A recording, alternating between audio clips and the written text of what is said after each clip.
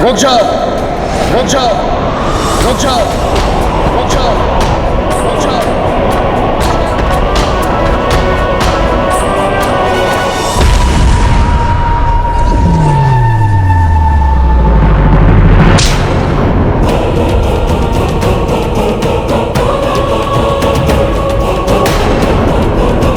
अजनबी, अजनबी, होश में आओ। समझ में नहीं आ रहा कि मैं किस शक्तिशाली योग शक्तिवान दिव्य पुरुष को बुलाऊं जो उसकी आत्मा को बांध सके।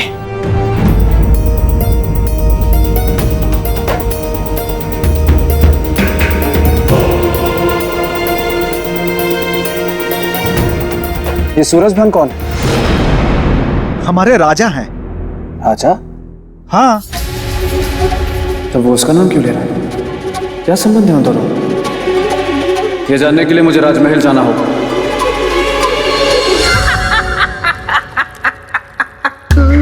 मेरे मित्र के सिंहासन को पाना मुश्किल ही नहीं, असंभव है। पर कहीं राजा भोज अपनी परीक्षा में सफल तो नहीं हो रहे? जाकर देखता हूं।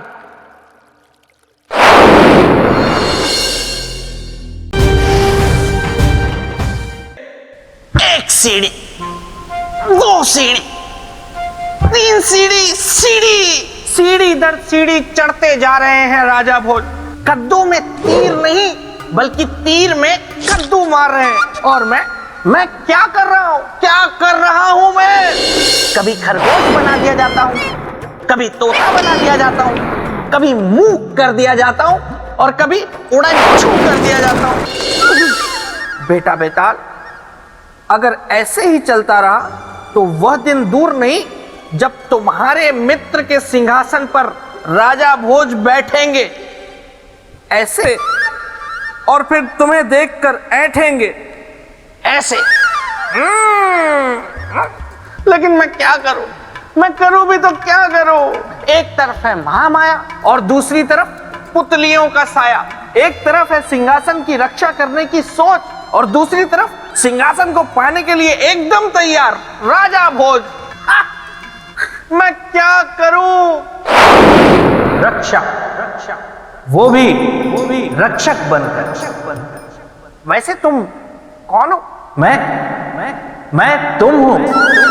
बेताल, क्या तुमने कभी सोचा है जिस तरह राजा भोज हर परीक्षा में सफल होते जा रहे हैं, कहीं ये पुतलियां ही तो नहीं गला रही हैं राजा भोज की दाल? मतलब हो सकता है कि पुतलियां ही राजा भोज की शुभचिंतक हो। धन्यवाद मित्र, ये तो मैंने सोचा ही नहीं था। लेकिन अब मैं क्या करूं? सुनो, तुम्हें क्या करना है?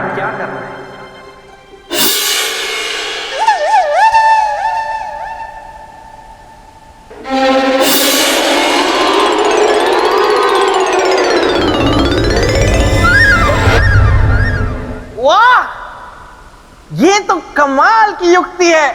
अब विफल हो जाएगी सबकी चाल, क्योंकि ब्रह्मदेव आपसे मिलने आ रहा है बेताल।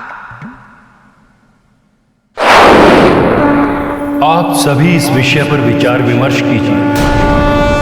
उसके उपरांत हमें सूचित कीजिए कि आप सभी का क्या निर्णय है। ब्रह्मदेव की जय हो, ब्रह्मदेव की जय हो। देवतागण मेरा प्रणाम स्वीकार करें। बेताल, तुम यहाँ? ब्रह्मदेव, आपको तो पता है कि मेरे मित्र सम्राट विक्रमादित्य को इंद्रदेव ने जो सिंहासन दिया था उस पर बैठने की जुगत राजा भोज लगा रहे हैं। हाँ, मुझे इंद्रदेव ने सूचित किया था कि राजा भोज एक एक करके सभी परीक्षाओं में सफल हो रहे हैं। यही तो, वो सफल हो नहीं रहे, उन्हें सफल करवाया जा रहा है। यही तो मैं आपको बताने आया हूँ। उनकी रोटी सूखी है जिस पर घी पुतलियां चुपड़ रही हैं। बेताल, तुम पुतलियों पर संशय कर रहे हो या इंद्रदेव पर? नहीं ब्रह्मदेव, मैं कुछ नहीं कह रहा। मैं तो सिर्फ इतना कह रहा हूँ कि आपको तो पता है कि सम्राट विक्रमादित्य से मेरा कितना भावात्मक जुड़ाव रहा है। और आपको हमारी मित्रता के बारे में भी ज्ञात है, तो ब्रह्मदेव उनके सिंहासन की रक्षा का अधिकार मुझे ही मिलना चाहिए ना। और अगर किसी की परीक्षा लेनी है तो उसका अधिकार भी मुझे ही मिलना चाहिए, है ना? बेताल, ये संभव नहीं है। नहीं ब्रह्मदेव, ऐसा मत कहिए। आप जब तक मुझे ये अधिकार नहीं देंगे मैं यहाँ से जाने वाला नहीं हूँ। आपको मेरी और विक्रमादित्य की मित्रता का वास्ता, यही है एक रास्ता। ठीक है बेताल, ठीक है बेताल। यदि यही तुम्हारा हट है तो आज से उस सिंहासन की रक्षा तुम करोगे। राजा भोज की परीक्षा भी तुम लोगे। तुम्हारे और राजा भोज के बीच में ना तो महामाया आएगी और ना ही कोई पुतली।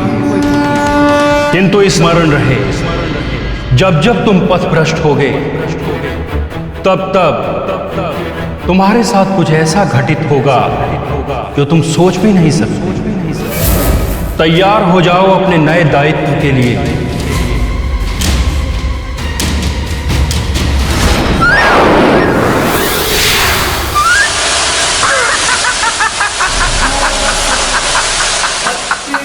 मैं हूं बेताल, गलने नहीं दूंगा किसी की दाल।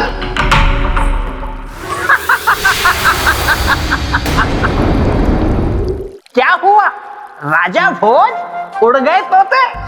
अब तक तो आपने अपनी बहुत दाल गला ली। दाल तो क्या, चावल भी गला ली, लेकिन अब नहीं, क्योंकि यहां से आपकी सारी परीक्षाएं लूंगा मैं, यानी बेताल। क्या श्रीमान बेताल, परीक्षा आप लेंगे तो फिर पुतलियां क्या करेंगी? अब ना तो पुतलियां आएंगी और ना देवी महामाया। अब सिर्फ आप हैं, मैं हूं और ये सिंहासन है। आप सिंहासन पे बैठे बिना मानेंगे नहीं और मैं आपको सिंहासन पर बैठने दूंगा नहीं। तो अब देखते हैं कि कौन है किस पर भारी और किसने बाजी मारी। ठीक है श्रीमान बेताल, मैं हर परीक्षा के लिए तैयार।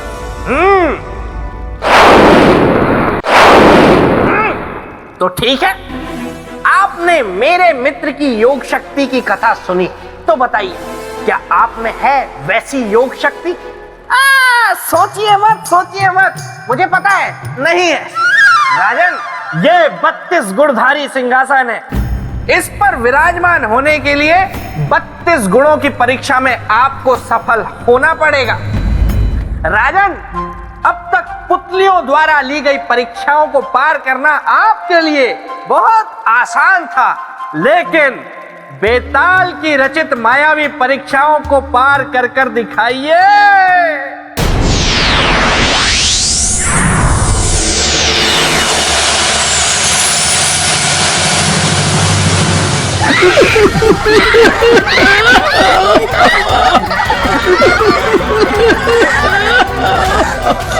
कोई है?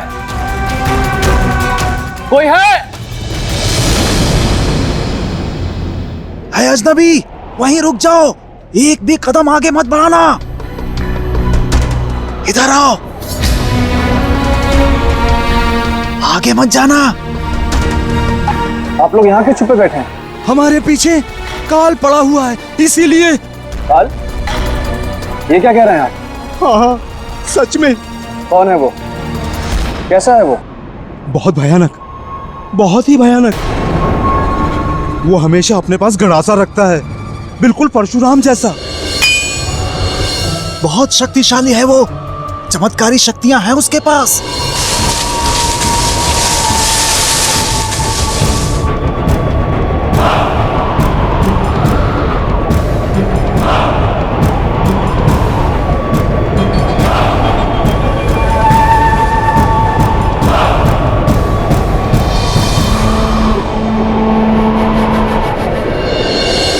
देखिए ना, कितनी अजीब बात है। सर है पर चेहरा नहीं। शास्त्रों और पुराणों में ऐसे जीवों की चर्चा है। क्या? ये अतृप्त शक्तियां होती हैं, और ऐसी शक्तियां जब तक तृप्त नहीं होती किसी के बंधन में नहीं रहती, इससे पहले कि ये किसी भारी संकट का कारण बने। मुझे उसे रोकना होगा। बचाओ बचाओ बचाओ बचाओ! अरे आप लोग भाग कर रहे हैं? अरे रुकिए तो।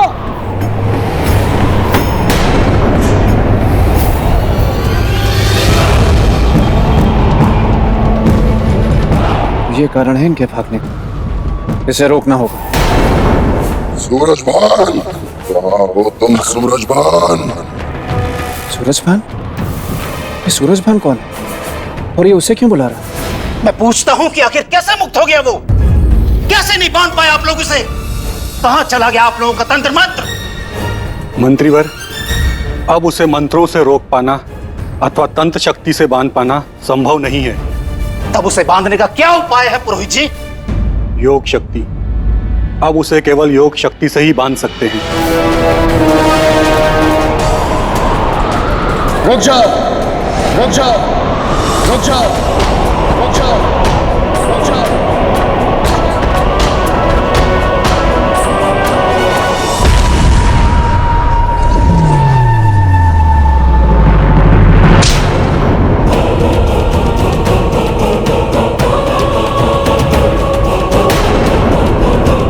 अजनबी, अजनबी, होश में आओ। समझ में नहीं आ रहा कि मैं किस शक्तिशाली योग शक्तिवान दिव्य पुरुष को बुलाऊं जो उसकी आत्मा को बांध सके।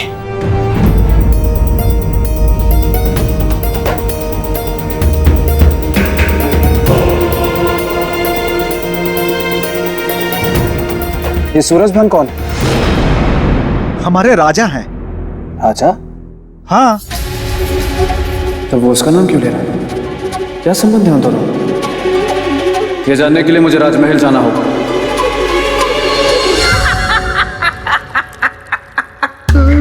मेरे मित्र के सिंहासन को पाना मुश्किल ही नहीं, असंभव है। पर कहीं राजा भोज अपनी परीक्षा में सफल तो नहीं हो रहे? जाकर देखता हूं। महाराज सूरजभान, महाराज सूरजभान कहाँ हैं आप? महाराज सूरजभान, महाराज सूरजभान, महाराज सूरजभान कहाँ? कौन हो तुम आगंतुक और यहाँ किस लिए आए हो? मैं महाराज सूरजभान से मिलना चाहता हूँ।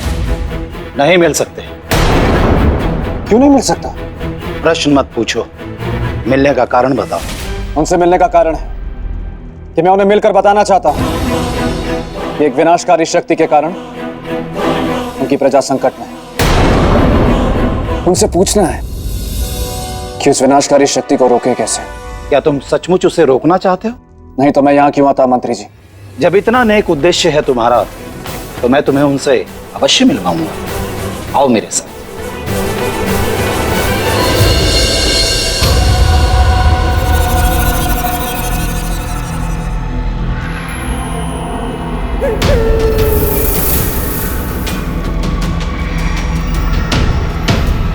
ये किसका शव है मंत्री जी?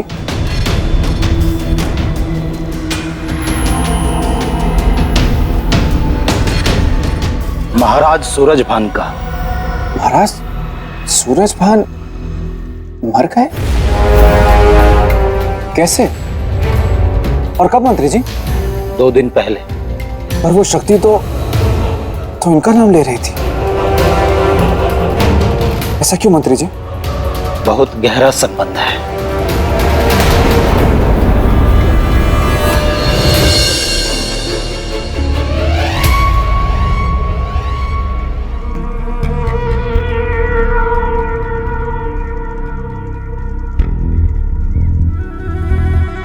ये क्या है? आप मुझे क्या दिखाने लाए? ये मटकी।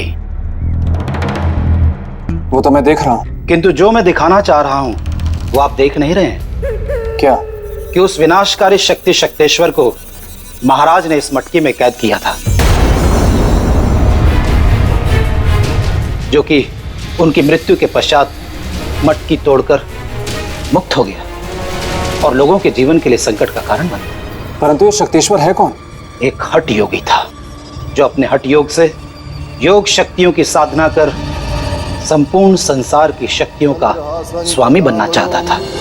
पत्रम च बिभ्रति एक वीरा काल रात्रि सह भक्त कामदा स्तुति।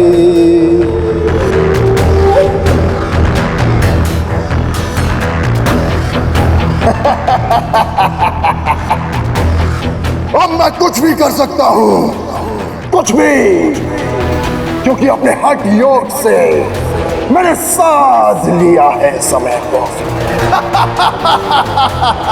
मैं सर्वशक्तिमान हूँ, सर्वशक्तिमान शक्तेश्वर।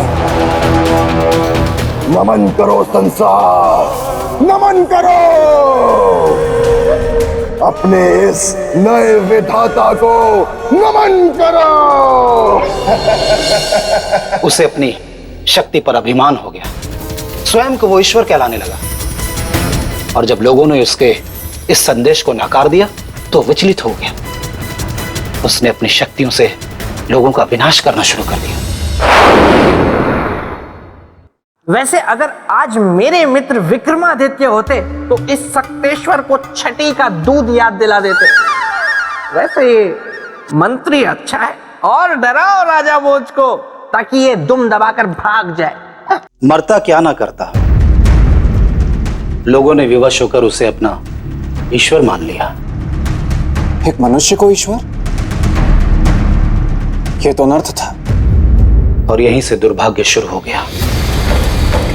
लोगों के उसे ईश्वर मानते ही धर्म का नाश होना शुरू हो गया और अधर्म एवं पाप का विकास। राज्य की दुर्दशा देख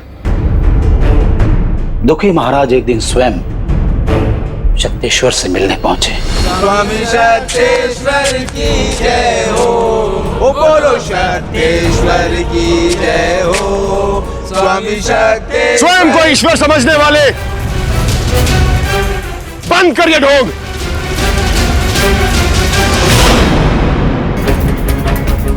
महाराजा सूरजबान, आप राजा होकर भी ये शिष्टाचार नहीं जानते कि जब भगवान के दरबार में आया जाता है तो स्वर में मधुरता रखी जाती। खैर बोलो, भक्त क्या मांगने आया है भगवान से? शक्तेश्वर, हम तुमसे कुछ मांगने नहीं आए, बल्कि आज तुम्हें कुछ देने आए। क्या देने आया है भक्त भगवान को? ये भक्त इस ढोंगी भगवान को मौत देगा। तुम एक अधर्मी हो, तुमने अपमान किया है उस ईश्वर का, उसके धर्म का, उसके विधान का। अब तुम्हें जीने का कोई अधिकार नहीं है। अपने अंत के लिए तैयार हो जाओ। सूरजभान,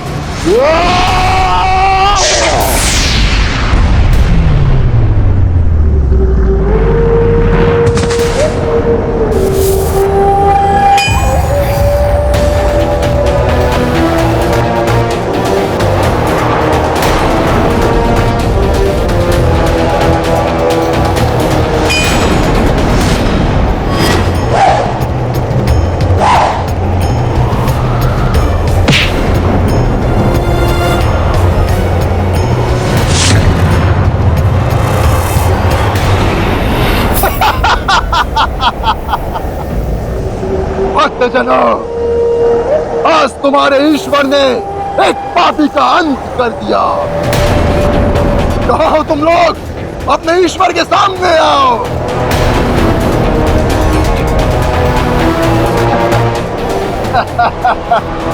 मैं हूँ सर्वशक्तिमान। भगवान शक्तेश्वर की, भगवान शक्तेश्वर की, भगवान शक्तेश्वर की, भगवान शक्तेश्वर की, भगवान शक्तेश्वर की, भगवान शक्तेश्वर की, भगवान शक्तेश्वर की, भगवान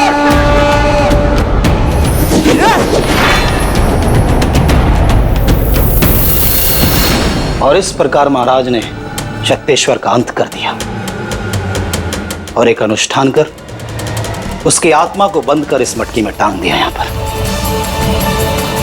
ताकि मरने वाले की आत्मा मुक्त रहकर लोगों का बुरा ना कर सके।